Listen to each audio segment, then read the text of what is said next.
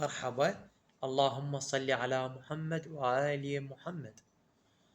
هل رش الملح بالبيت يطرد الطاقة السلبية أو يطرد الشيطان؟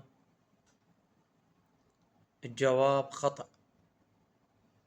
معظم العرب عند دول الخليج وعند مصر اكو عادة عندهم، خاصة العراقيين عندهم عادة قديمة، وعلى اساس اذا نشروا